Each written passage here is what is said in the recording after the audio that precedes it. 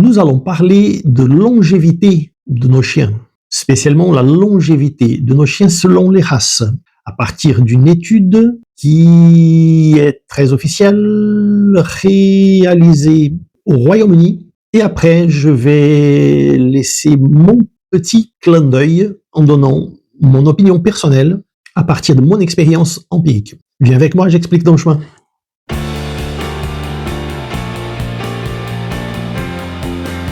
Bien le bonjour, je suis Mauricio Veto, dans ma chaîne L'Ami des Bêtes. Et donc on va parler longévité, on va parler d'une étude faite au long de 4 ans avec des données de VetCompass de Royal Veterinary College au Royaume-Uni qui a assemblé informations de plus de 2 millions d'animaux en calculant l'expectative de vie, l'espérance de vie de 8 races populaires dans le Royaume-Uni. Donc ces données ont été prises pour des chiens qui sont morts entre le 1er janvier 2016 et le 31 juillet 2020, de façon assemblée et arriver aux conclusions. Et les conclusions ont été les suivantes. Avant ça, 2 choses. La première chose, prendre en considération qu'ils ont pris toutes les données de décès indépendamment de la raison de décès. Donc nous ne sommes pas en train de parler seulement des chiens qui ont vécu très vieux, mais aussi des chiens qui sont morts en accident, de maladie,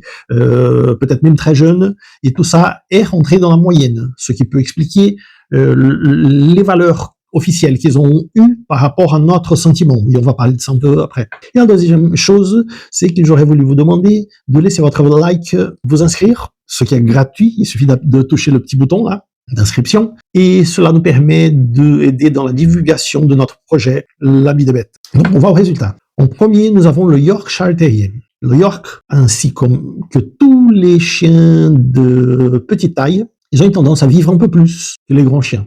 Et le York est en premier, il se place en premier dans cette liste avec une longévité moyenne de 12,54 ans, suivi de très près du Jack Russell qui a atteint une moyenne de 12,27 ans. En troisième, on a eu le Border Collie avec une longévité moyenne de 12,10 ans, suivi de Springer Spaniel qui vit en moyenne 11,92 ans.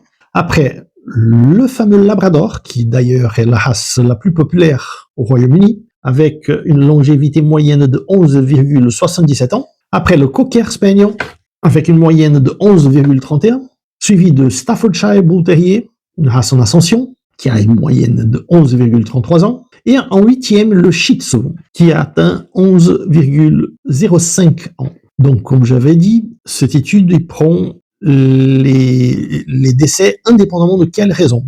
Et ceci explique que nous avons l'impression que certaines autres races vivent beaucoup plus vieux que ça. À titre d'exemple, le caniche. Le caniche est le champion de longévité en vérité. Et nous savons que le caniche peut arriver à 16-17 ans. Il y a d'autres petites races qui ne sont pas brachycéphales, comme le chihuahua et le pincher, sont des races qui ont une espérance de vie assez importante aussi, arrivant à 15-16 ans facilement. Les petites races qui sont brachycéphales, elles sont pénalisées par le fait d'avoir fréquemment des problèmes d'insuffisance cardiaque quand ils arrivent au 3e âge. Ceci explique pourquoi le carlin, le shih tzu, le lhasa apso et d'autres races comme le bulldog français n'arrivent pas à atteindre une longévité assez importante.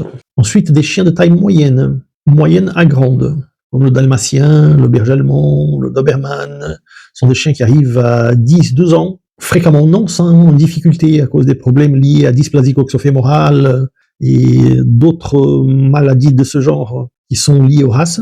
Et enfin, nous avons les races géantes qui portent un préjudice lié à leur taille qui fait que leur longévité est beaucoup moins importante, comme le Terre-Neuve, le Saint-Bernard, les matins de Naples, le matin espagnol, montagne de Pyrénées, toutes ces races sont des races qui n'ont pas une longévité importante, et c'est lié à leur taille et leur volume. Et celui qui porte le stigmate d'avoir la longévité la moins importante reste le dog allemand, que à l'âge de 6 ans jusqu'à 8 ans, montrent déjà des signes avancés de vieillissement. Il est rare qu'ils atteignent les 10 ans. Tout ça pour vous dire aussi qu'il y a un rôle très important à jouer, qui est le vôtre, le tuteur, celui qui a tout en main pour pouvoir donner à votre chien une hygiène de vie qui lui permette d'arriver à bon port tout au long de sa vie, une hygiène de vie liée à l'alimentation, liée aux activités, liée à l'enrichissement ambiental. Toutes ces variables font que le chien ait la possibilité d'avoir une vie plus riche, plus dynamique, plus agréable et par conséquent plus longue. Et nous ne pouvons pas oublier le fait que le grand défaut d'un chien est qu'il ne vit pas assez longtemps. Quand on a une petite boule de poils dans nos mains, nous savons déjà, par définition, que si tout allait bien, nous sommes appelés à les perdre, parce qu'ils vont partir avant nous. Et contre ce fait, il n'y a pas d'argument. À bientôt pour une nouvelle vidéo.